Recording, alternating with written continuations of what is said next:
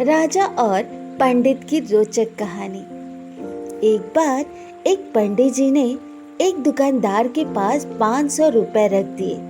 उन्होंने सोचा कि जब मेरी बेटी की शादी होगी तो मैं ये पैसा ले लूंगा।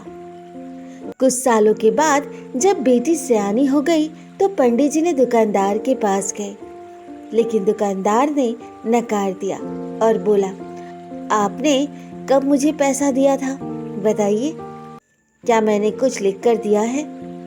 पंडित जी उस दुकानदार की इस हरकत से बहुत ही परेशान हो गए और बड़ी ही चिंता में डूब गए। फिर कुछ दिनों बाद पंडित जी को याद आया, क्यों ना राजा से इस बारे में शिकायत कर दूं, ताकि वे कुछ फैसला ले सके और मेरा पैसा भी मेरी बेटी के विवाह के लिए मिल जाएगा।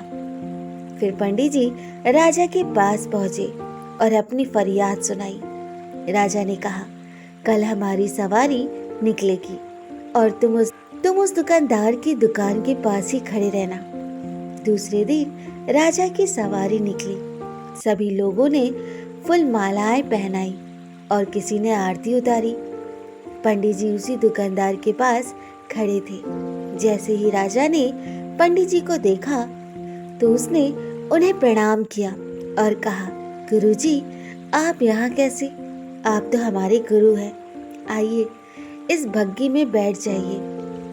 वो दुकानदार ये सब देख रहा था। उसने भी आरती उतारी और राजा की सवारी आगे बढ़ गई। थोड़ी दूर चलने के बाद राजा ने पंडित जी को बग्गी से नीचे उतार दिया और कहा, पंडित जी, हमने आपका काम कर दिया, अब आगे आपका भाग्य। उधर वो दुकानदार ये सब देखकर हैरान था कि पंडित जी की तो राजा से बहुत अच्छी साठ-गांठ है, कहीं वे मेरा कबाड़ा न कर दे। दुकानदार ने तत्काल अपने मुनीम को पंडित जी को ढूंढ कर लाने को कहा। पंडित जी एक पेड़ के नीचे बैठकर कुछ विचार विमर्श कर रहे थे।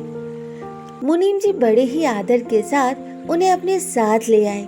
दुकानदार ने आते ही पंडित जी को प्रणाम किया और बोला, पंडित जी, मैंने काफी मेहनत की और पुराने खातों को देखा तो पाया कि खाते में आप 500 रुपए जमा है और पिछले 10 सालों में ब्याज के 12,000 रुपए भी हो गए।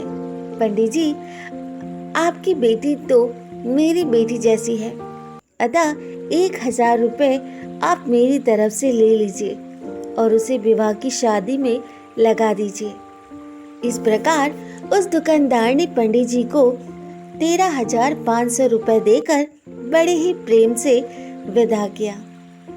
जब मात्र एक राजा के साथ संबंध होने भर से हमारी विपदा दूर हो जाती है, तो हम अगर इस दुनिया के राजा यानी परमात्मा से अपना संबंध जोड़ ले तो हमें कोई भी समस्या, कठिनाई या फिर हमारे साथ किसी भी तरह के अन्याय का तो कोई प्रश्न ही नहीं उत्पन्न होगा।